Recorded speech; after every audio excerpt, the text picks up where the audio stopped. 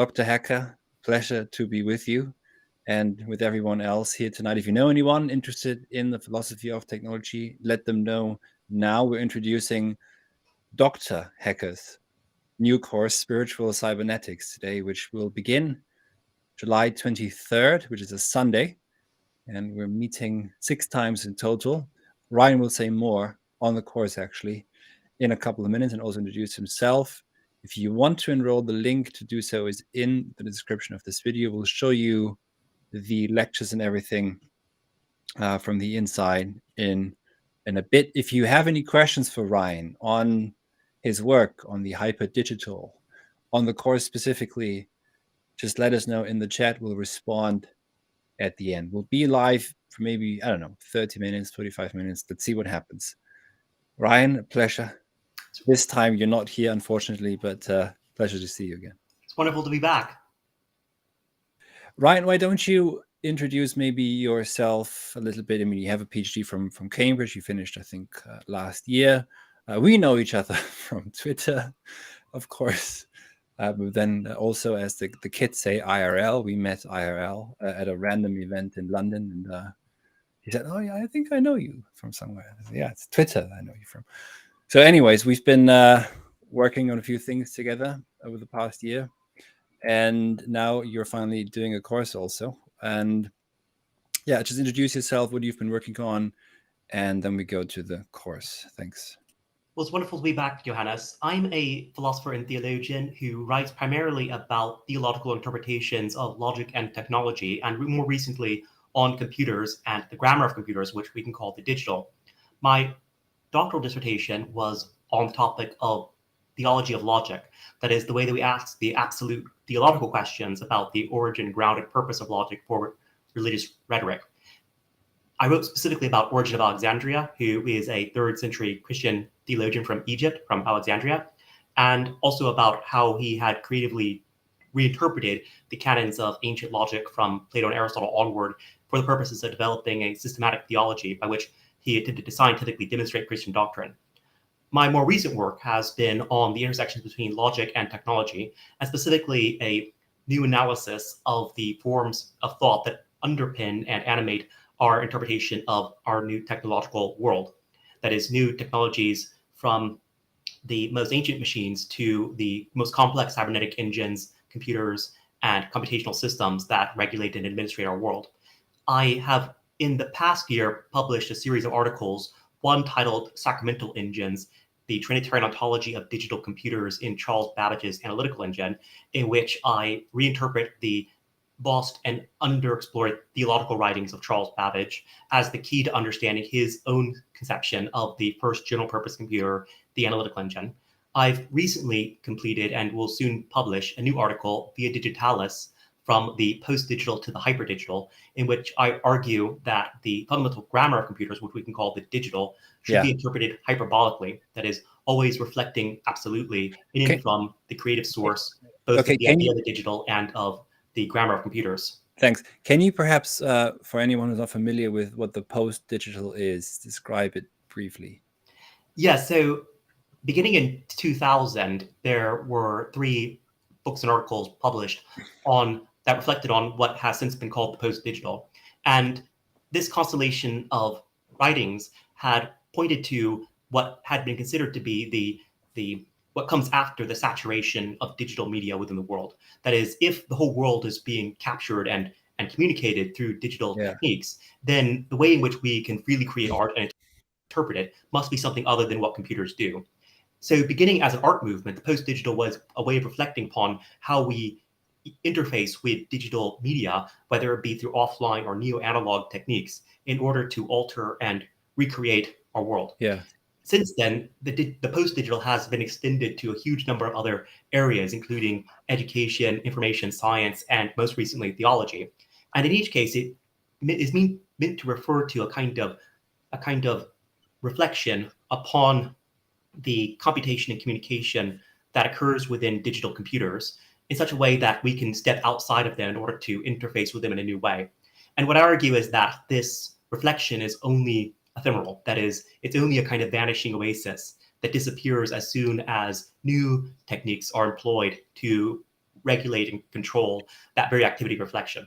So the post-digital is a kind of vanishing alternative to the digital, and ultimately it remains a mirror recycling of the fundamental rupture and violence of the grammar of digital computers. And how does the hyper-digital then differ? Yeah, so I argue that in order to genuinely escape from the binary opposition between the post-digital and the digital, we must allow for a reflection upon the creative sources, both of the idea of the digital and the way in which that idea is manifested within digital computers and communication media.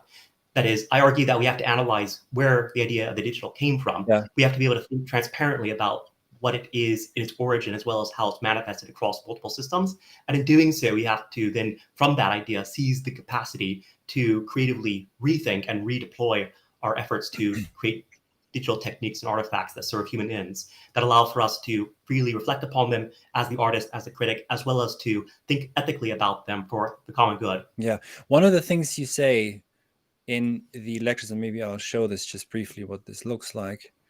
When you're actually enrolled, this is what it looks like. And I think it is in this lecture here. So there's 5 lectures in total. You can see that the first one is on Kant and Hegel. The second one is on Martin Heidegger and Ernst Jünger. The third one, McLuhan and Jean Baudrillard. Fourth one on McLuhan and Deleuze. And the final one on Byung-Chul Han and Bernard Stiegler.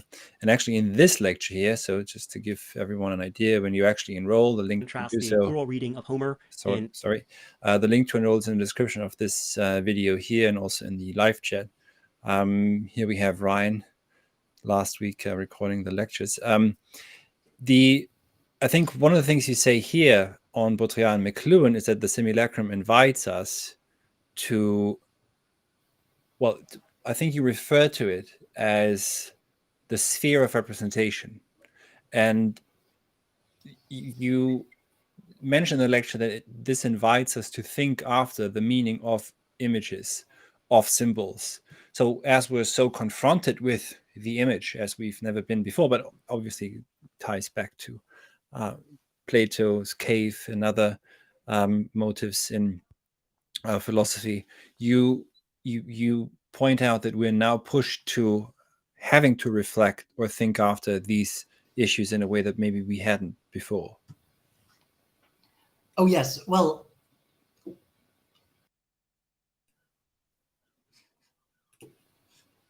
did we lose connection there? No, it's fine. You're back. You're back. Oh, good.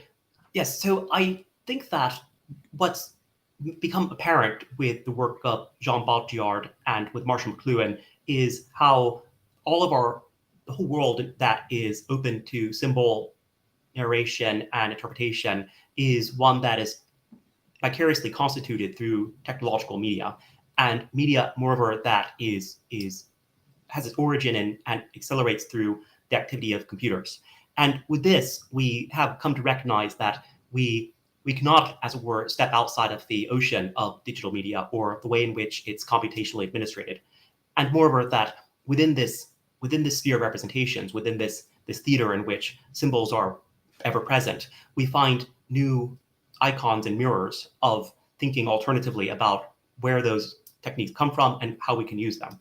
That is, it's a challenge for all of us because we see something of ourselves in the objects we've created, but we also see the potential to go beyond ourselves in so many ways.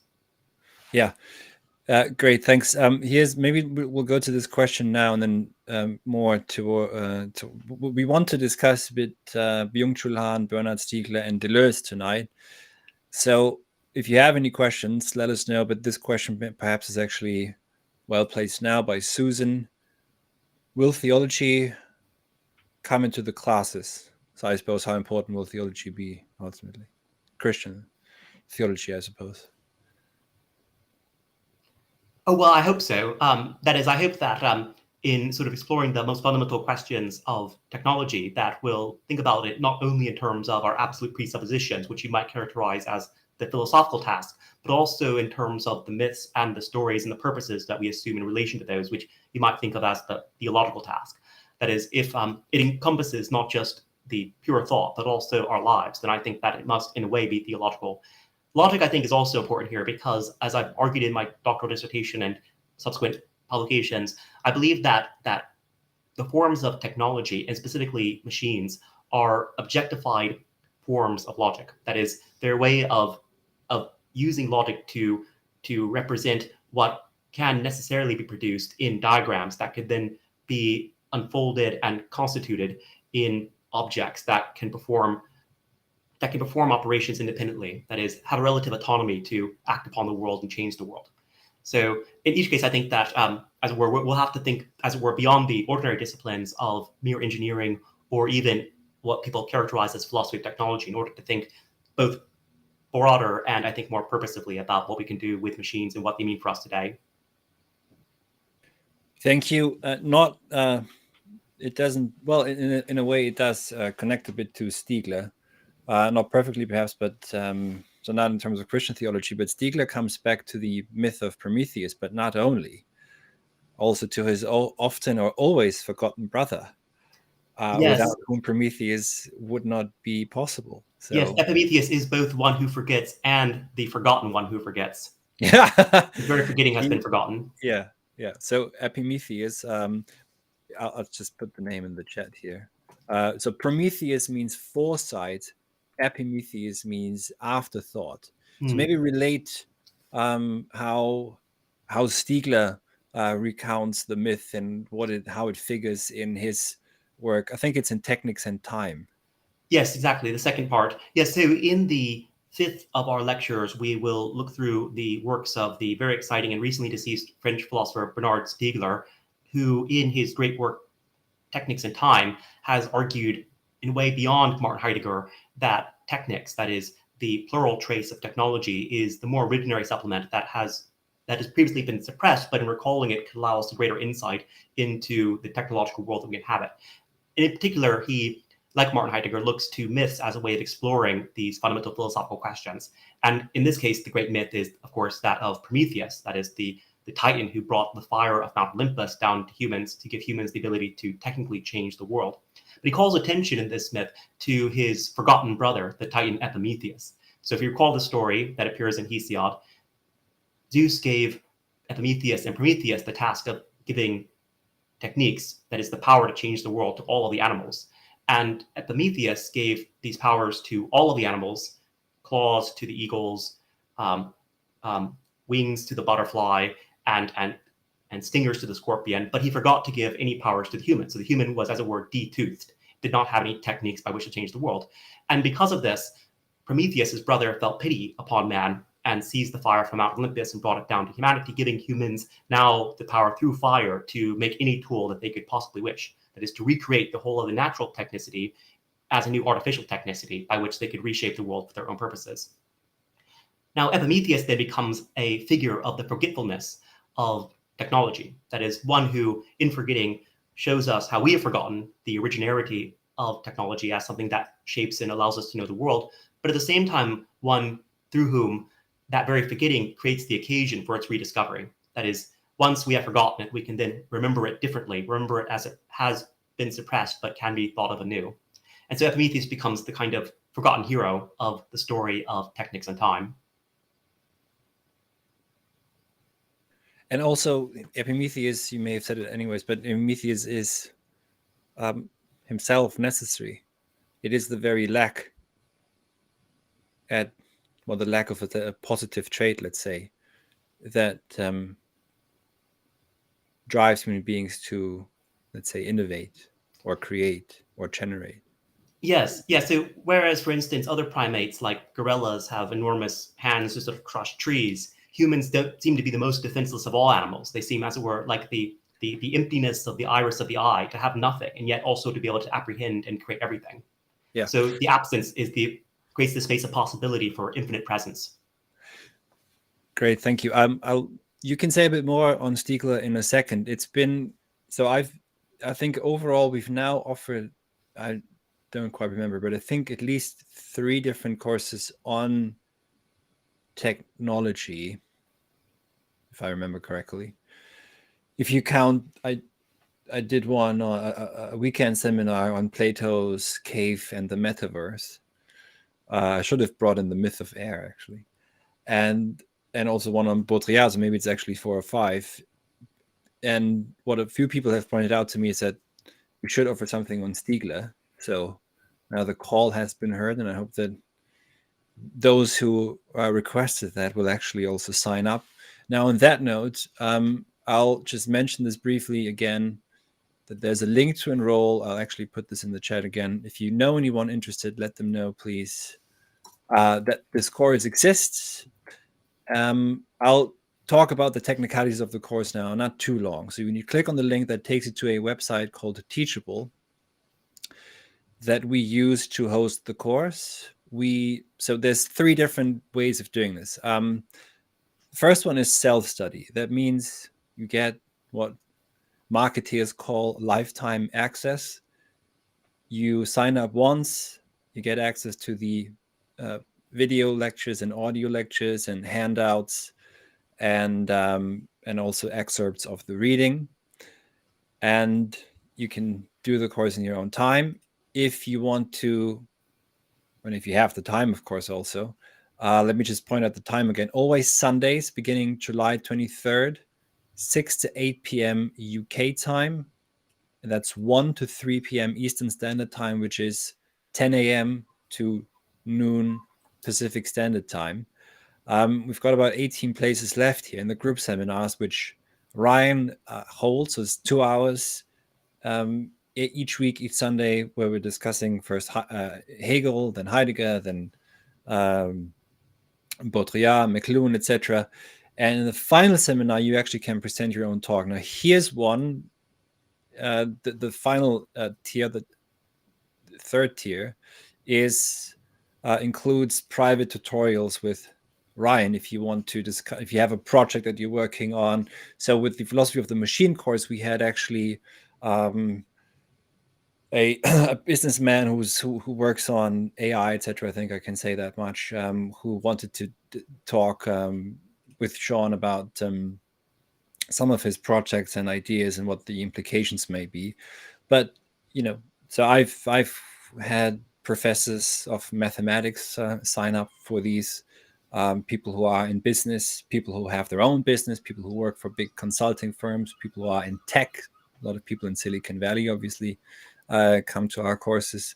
So this would be for you if you're really working on something or just want to have even more contact with Ryan and discuss his thoughts and your own thoughts as well. So this would be for you. Most people opt for this, which is actually the perfect way of studying. It means that you're learning from Ryan, but also in a group, as you would at university, just without all the nonsense, all the admin. We don't grade you. You will get quote unquote feedback from Ryan, and you get to present something at the final seminar.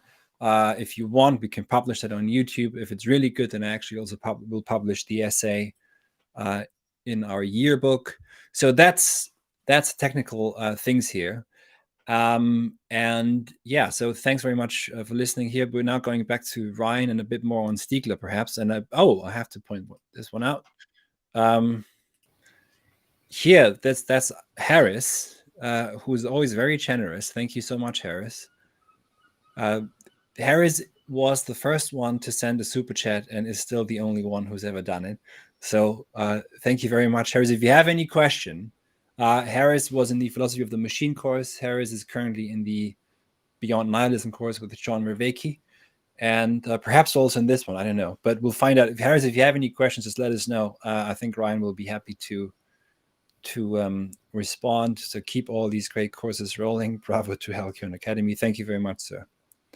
Okay, Ryan, back to you. And Stiegler. Oh, yes. I'm very excited to introduce and discuss the work of Bernard Stiegler. He's produced an enormous volume of literature, 3 volumes indeed, in the Technics and Time series, and many other essays that have been of profound lasting significance.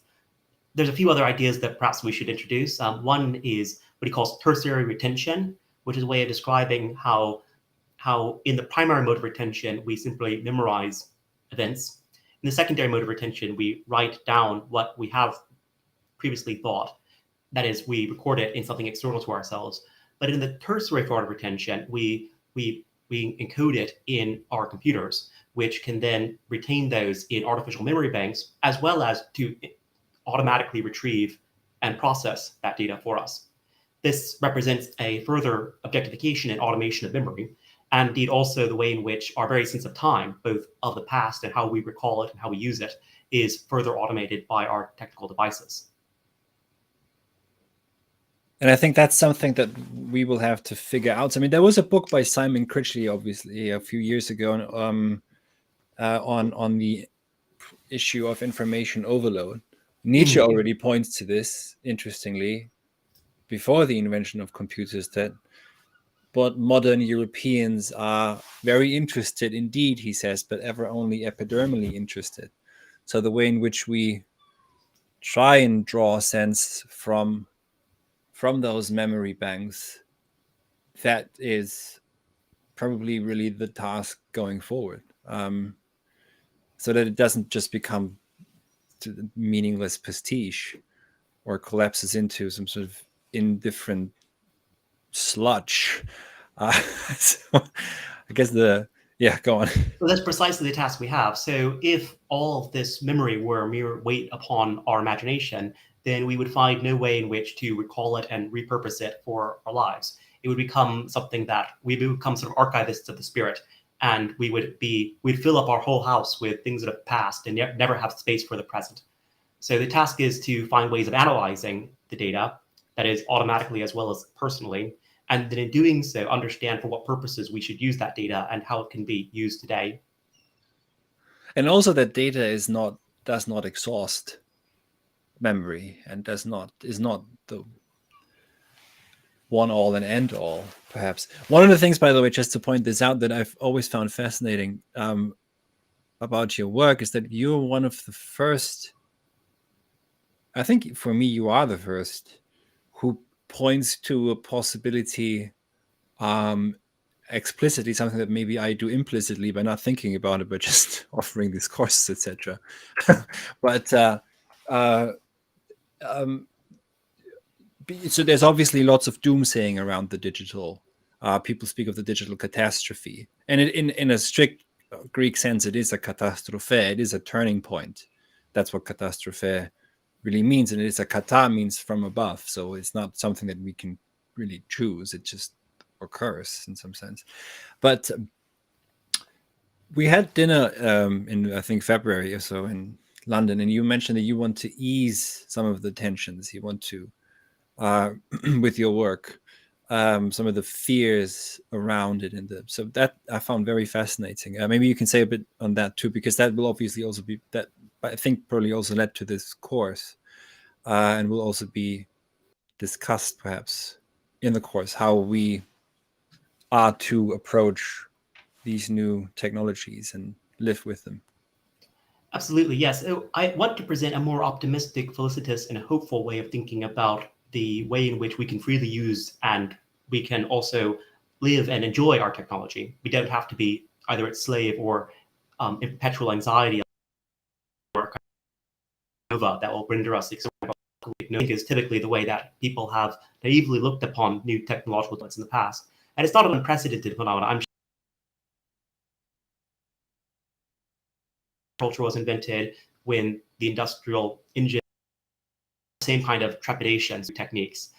The challenge, of course, always is to understand not only what the techniques are, but also their ramifications in the world, or at least to try to anticipate it according to what we know they are and could be. And also to recognize that we have a responsibility both to design and to repurpose them for purposes that serve our own ends, and also will make life more hospitable for humanity in the future. So I think that my fundamental disagreement with quite a lot of the, you might say, techno-cynics, people who are highly pessimistic about the outcome of new technological developments, is I believe that technology is a kind of objectified rhetoric that is spoken of and always in service to the ends by which we want to communicate and shape the world. And that we do so in continuity with people who have had the same desires and aspirations in the past, with our mythic forebears, people who have passed down these stories that help us to understand who we are and where we're going, as well as in expectation of generations yet to come that we cannot foresee, in which we hope to share our insights with and also to contribute a better world. And I think some of this can be found in our religious traditions, where we'll have looked upon on the challenge that has been initiated by new techniques, but also the promise that comes with that, the sort of felix culpa that comes both from the fall and with the possibility of restoring it ever again. I'm sorry, thank you. I think we could go from here probably very easily to both Byung-Chul Han and Deleuze. Deleuze as being one of the proponents of, let's say, an absolute immanence, and Byung-Chul Han, who keeps extending what I've been a bit mean to him. I just called it once a neoliberal catalog of all the things we've lost, without ever and he's churning out these pamphlets, I think 2 a year at this point. We've lost this, we've lost that. This is another issue, and it's always something you already basically know. I mean, it's not really anything terribly new, but perhaps you think that there's something there that we should discuss, because Byung-Chul Han, I think you mentioned his burnout society in one of the lectures, so we can go to that, but also to Deleuze. But here, let's go first perhaps to this question by Harris. I think that third order or higher order cybernetics may provide an interesting way forward in terms of philosophy of technology and then human-machine interactions. Any thoughts? Yes, I'm very much in agreement, and I hope that we can explore that in this course. So one of my great insights and hopes for the exploration of technology is that we don't lose who we are when we adopt and deploy new techniques. And we also don't lose the possibility of reflecting critically upon them in philosophy. Rather, we find ways of extending and externalizing our capacities through our machines. And in this sense, if we are able to store our memory more widely, we usually be tempted to take that option. Of course, there's a danger that comes with it, the danger that, for instance, Plato presents in the myth of Thuth in the Phaedrus, which is that once writing is inventing, we are then liable to forget all that we've learned because we believe that it's somewhere else. So once we have calculators, we no longer need to learn multiplication and division. We can simply use computers to automate that for us. The challenge, however, is to, as we're retain enough of what we knew to begin with to make those machines, while at the same time strategically deploying those machines for ways that serve our ends in the future. So I think that technology is a new way of, as it were, finding an objectified plateau upon which to ask the great questions of philosophy. Again, that is, it's not, as it were, a substitute for philosophy, nor is it a substitute for interacting with the world, but provides us a way in which we can open up that space of possibility and also perhaps use it for our common good. Excellent. Great answer. Thank you. Thank you, Harris. It was an excellent question. So anyone who's just joined in, if you know anyone interested in cybernetics, technology, etc., let them know. We're reading Kant and Hegel, Heidegger, and Ernst Jünger, finally, also. Thanks to Ryan. Jean Baudrillard, Marshall McLuhan. Can I say a bit about the outline of the course very quickly? Yeah. Go ahead. Yes, so the way that I conceived the course was, rather than starting the question of technology as it often begins with Martin Heidegger or with, for instance, the engineering achievements of the early 20th century, for instance, Claude Shannon and Norbert Wiener, that we would rather start with the Romantic idealists, who I believe, in the case of Kant and Hegel, were the first to think critically about what the concept of mechanism meant for how we understood the world, and also how it informed how we can understand our mechanical devices. So starting from this Romantic idealist basis, we can then interrogate subsequent developments, whether they be, as it were, the phenomenological tragedy that you find in Martin Heidegger's confrontation with the possibility of a cybernetic control of human freedom, or later with the theatrical representation of that in the simulacrum, by which all the reality of production becomes assimilated into the cybernetic system of its production. And then going on from there to what I think is the great challenge that's presented by Gilles Deleuze and Nick Land, whereby the entire psychic scape of what we can know about ourselves and the world is seemingly radically fissured, and at the same time assembled in ways that evacuate our freedom, and at the same time hand it over to systems that are alien to a human and dominate us. So the challenge that I think we're facing with Bernard Stiegler and Byung-Chul Han is to discover a more mythic and a more, you might say, effective way of interrogating the use of technology for the world in a way that can allow us to liberate that romantic impulse to discover the transparent image of our thoughts in machines, by which machines become a kind of platform for thinking again. Thank you. So maybe just stay with Byung-Chul Han then, and let us know what we're reading and why and where you're going with it. So with Byung-Chul Han, I propose that we should read The Burnout Society, in which he is interested in investigating the effects of the lure of our digital techniques and our algorithms and social media and the rapid fire internet communication upon our social life. And in particular, how the disciplinary society by which, for instance, in the work of Michel Foucault, we had needed to control our passions and limit them in order to be productive and responsible members of society, has now become unleashed and lured into systems that continually satisfy our desires and yet require from us more and more attention, more and more of our thought in order to continue to function. That is, in the work of Byung-Chul Han, we find a temptation to surrender more and more of ourselves to machines, even while we seem to be gratified by them. And I think this points to how certain unconscious drives and subterranean forces are at work in the psychic landscape that is shaped by computers and our use of them. And all of this, I think, is points to something of the poison fruit and the mythic potential of technology, both to give us something as well as take something from us that we have to think critically about in order to understand our place within the world. Great, thank you. So here's another one from Susan. If you have questions for Ryan, please just let us know in the chat. Link to enroll is in the description of this video. Can you talk about what is covered in Hegel and book references? Of course you can. Yeah, so I've written a very long commentary on Hegel's chapter on mechanism in The Science of Logic, and I'm grateful to be able to explore that with all of you. As you may know, Hegel's one of the most daunting but also profoundly influential thinkers in the Western canon, and has exercised an inordinate influence over most strands of European philosophy. His work on mechanism, however, has hardly ever been explored, at least in the popular imagination.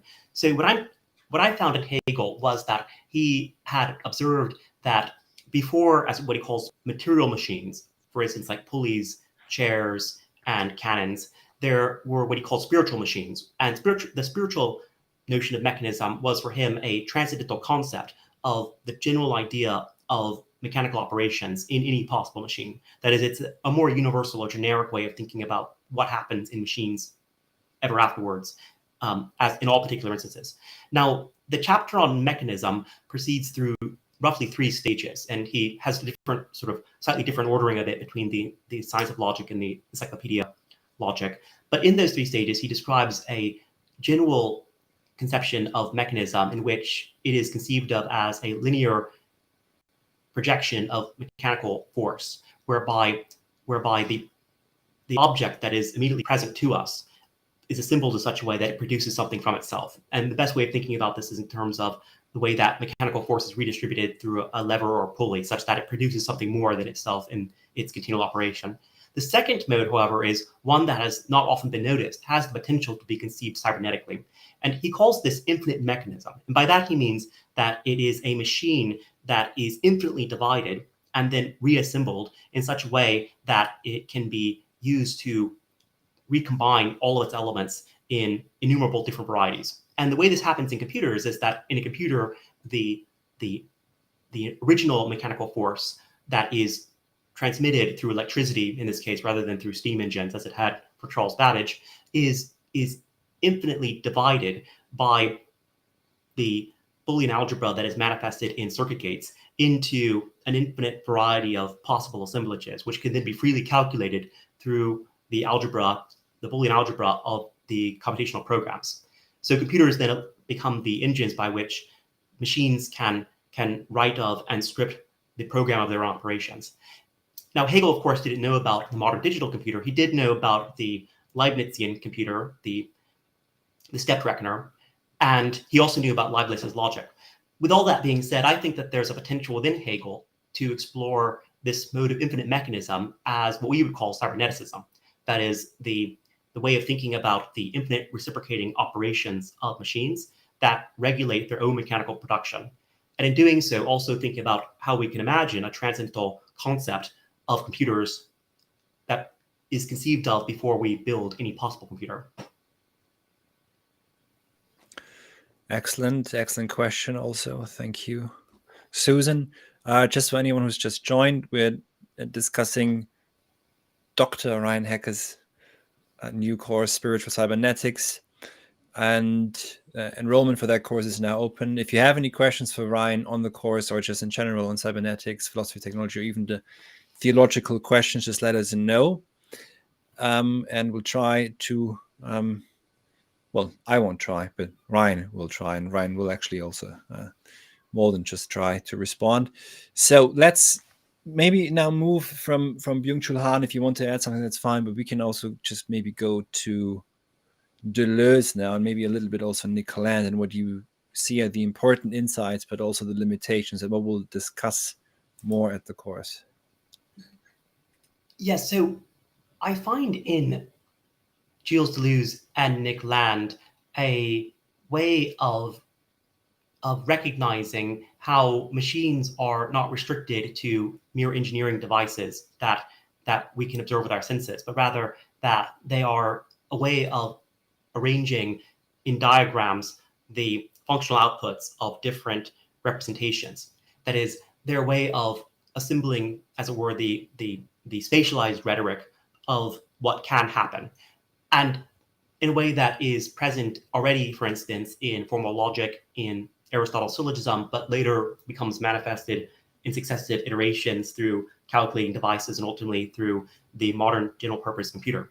Now, in this sense, which Deleuze calls the assemblages or the machinic forms, machines are more general than just the objects that stand before us. They are things that begin with the functional outputs of our own thoughts, and also what we can accomplish through combining and constructing them in more and more elaborate ways, and for which the machines that we find before us are mere items, mere tokens of this more general way of thinking about, as it were, the concretization of diagrams in action. With this said, the danger for both Deleuze and later, as I think it becomes explicit for Nick Land, is that there's always a possibility of a kind of radical evacuation, a kind of deterritorialization of the spirit, whereby the activities of the most gargantuan of these cybernetic engines, namely the global infrastructure of controlling and administrating the investment and production of all labor in the world, all activity upon the world, shape the world, the mega machine of the global cosmopolis, is seizing from us the possibility of thinking freely about the way that we have created and used those machines. And in Nick Land, this becomes explicit, whereby the cyber global capitalism is artificial intelligence. That is, it is the most general way in which the aggregate input of all intelligent activity is automated and accelerated beyond all that we can conceive and know in the future, and for which also becomes a kind of Cartesian evil genie that dominates us like a malevolent demiurge, and for which we can only, as it were, acquiesce to its occult power. Yeah, but I mean, maybe that's too simple or too simplistic, but in some sense, someone like Nick Land would have to concede that he is still free to transcend in a certain way, and he has the capacity to provide a vision for the future as a human being. It's, to me, I think that's a bit of a, John Revicki keeps calling this, and I think others have called this as well, like a performative contradiction, in the sense that there's the peculiar freedom that human beings have to see situations in a certain way. For example, in this extreme macro way that someone like Nick Land sees it, and in highly abstract processual terms. Those are still ways of interpreting, and they're not. So I wonder whether there isn't just actually not very profound, but sort of a rudimentary sort of performative contradiction, and also paired with a rejection of anything that came from, in the case of Nick Land, for example, anything that came after Kant, so that no one overcomes the phenomenal noumenal distinction. I wonder whether you would agree with this or not. Or Well, I do sense that there's a kind of tragedy both in Deleuze and in McLuhan, and in this sense, there's a kind of an expected, you might say, explosion of the horizon of expectation within their thought. You might call it a form of contradiction by which, as it were, what they aim to achieve is that which they themselves subvert through how they write of it or how they act upon it.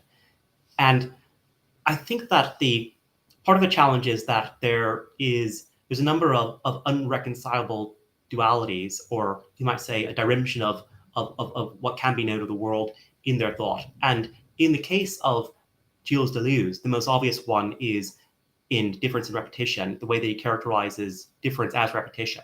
That is the difference that is not contained in any identity of a prior concept, but which is repeated differently at every iteration, and for which there appears to be a kind of transitive form that is identical unto itself, that is common to everything that is differentially repeated. In the case of Nick Land, as I think you were describing, it is something like the sublime terror of that which stands behind the observable manifold, that is the noumenal that stands beyond the phenomenal. And in this case, the noumenal is the machinic forces that shape our desires, but which stand beyond the world that we can observe and control. But once you make that, that assertion, you've basically corrupted what Kant is attempting to say with the noumenal. You've applied to sort of weird made-up categories to a limit concept. That's the noumenal is purely a limit concept. It tells the understanding, or actually reason, stop here. Do not apply what you cannot experience. Do not apply any categories of the understanding or any concept of the understanding to that which is not in the phenomenal. So that's quite a peculiar move that actually is going behind Kant. So it's a dogmatic positing about what is to come and what there is in the invisible. So that's perhaps one of the basic contradictions that at least that I can see now. I mean, if you want to respond or disagree. Well, yes, I think this is one of the great challenges, but there's an ambiguity, I think, at least in Kant's first critique, as to whether the noumenal ought to be considered as constitutive, or rather merely as a limit of the kind of asymptotic point that we can approach but never surpass. And he speaks about it in both these ways. And arguably, he needs something of a noumenal grounding of the real in order for there to be knowledge of the world, which is, I think, part of the uncertainty and the challenge of sort of reconstructing Kant in a realistic rather than a purely transcendental way. And this is what, for instance, Gottlieb Fichte had argued against the noumenal in Kant's first critique, that allowed him to treat it as they were merely the not I, that is that which is posited by the I as a limit unto itself.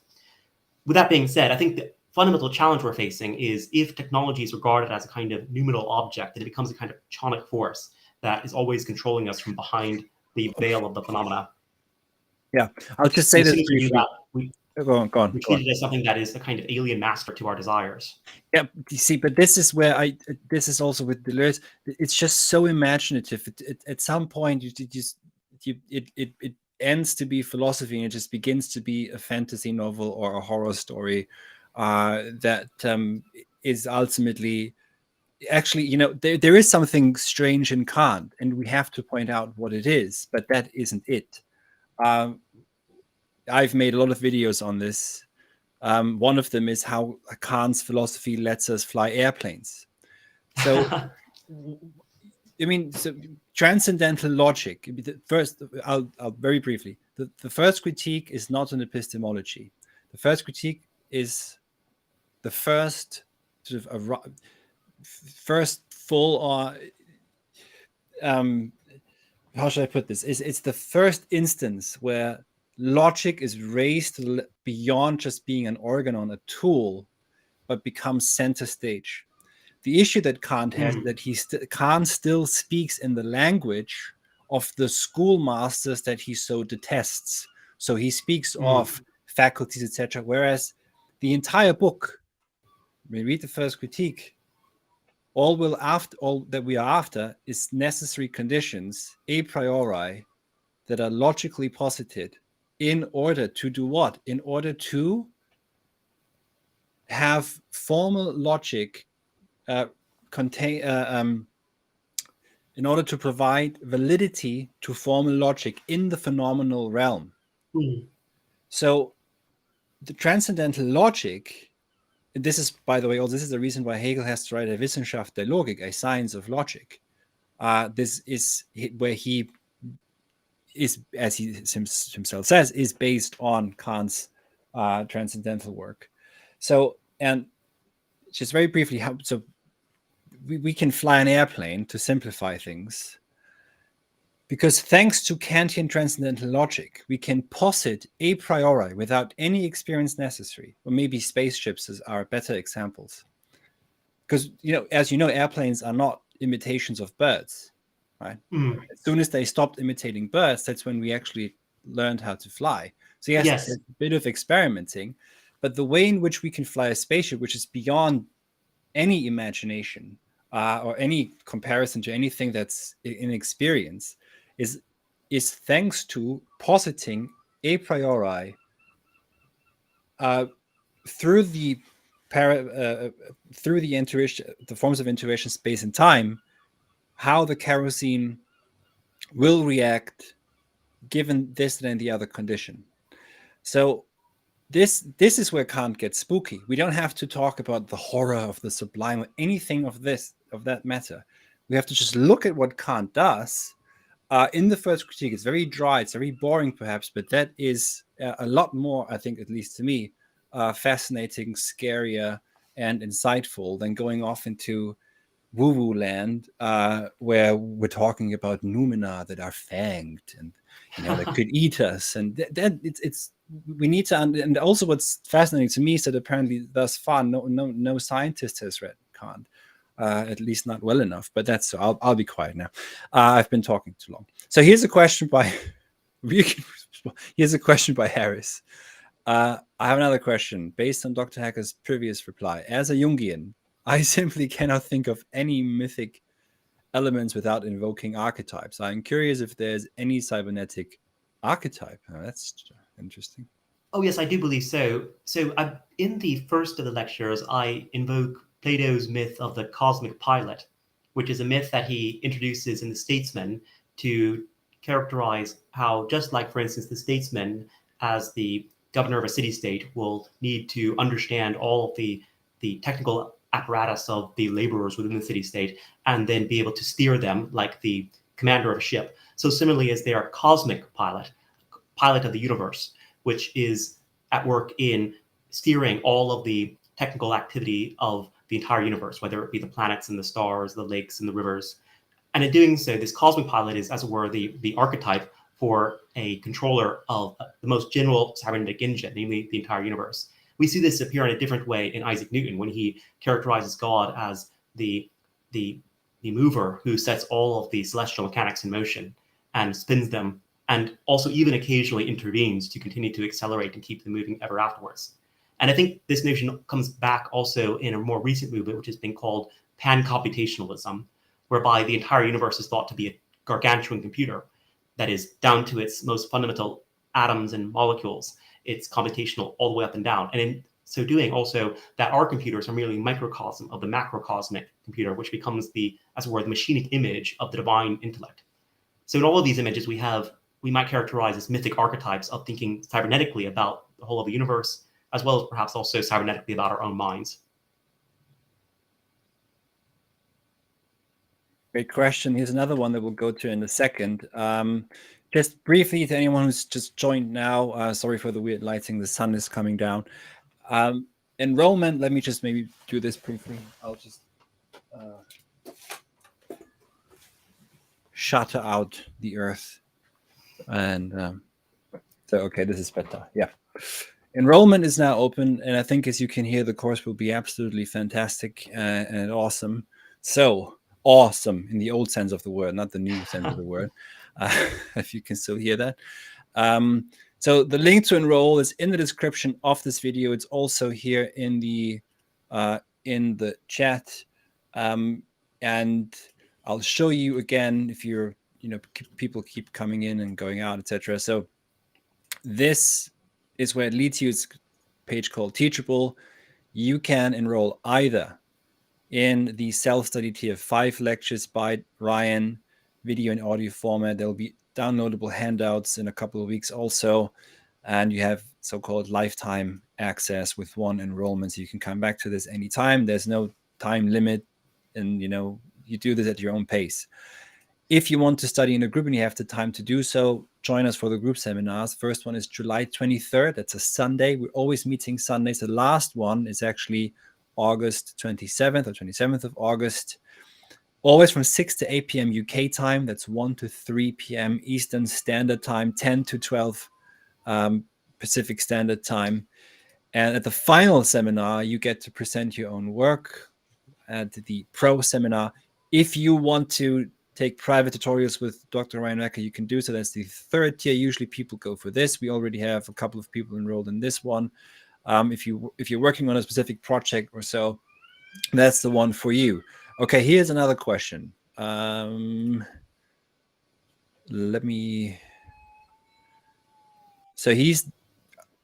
can you talk a little bit about McLuhan? Well, you can just maybe briefly summarize what the course will focus on in McLuhan. Yes, so the third of the sessions will focus on the work of John Baudrillard and Marshall McLuhan. And the reason I paired them was that I look upon McLuhan, although he briefly preceded Baudrillard, as expressing the, you might say, the rich content and the haptic quality, the affective dimension, perhaps, of the hyperreal. That is, the way in which the ordinarily assumed reality of our labor upon the world is assimilated to be reproduced in various symbolic media that could virtually enact the possibility of changing the world ever again. And so in this case, I see McLuhan as providing a kind of response to Baudrillard, but also one that perhaps is more felicitous and more human. That is, rather than seeing us, as it were, imprisoned in the simulacrum, in this kind of fantasy land that we can never escape from, the kind of perpetual Mickey Mouse game, we can perhaps find a way in which there are better myths that harken back to the origin of rhetoric, and also the way in which the rhetoric has been objectified through the printing press, through so many new media, and ultimately through the effective qualities that it assumes that are both religious and personal, and give us new desiring outlets to achieve them. So I see McLuhan as someone we hopefully can put in conversation with Baudrillard, and perhaps also gain a more desiring and more humane view of the theatrical image of the world that we inhabit. Thank you very much. Thank you, David, for the question. I hope you can make it to the course. So we've been here almost an hour. If there are more questions, let us know. There's always a bit of a delay, so we'll have to wait for a second. In the meantime, again, you are invited to join us. We have a few seats left in the seminars. There's no limit on the self-study, so if you want to enroll in that, you can do so now. We're beginning in 11 days, always on Sundays.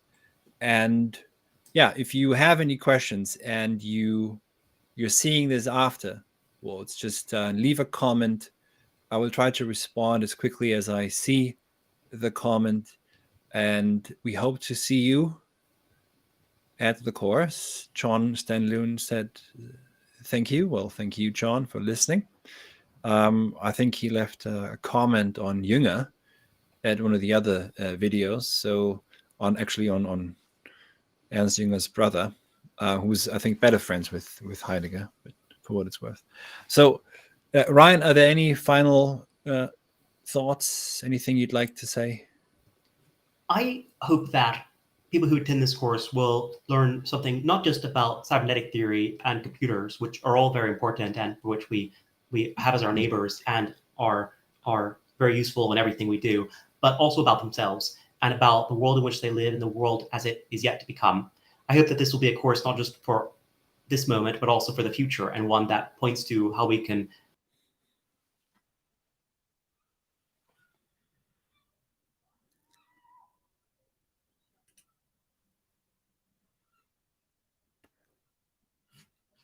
think he'll be back in a second.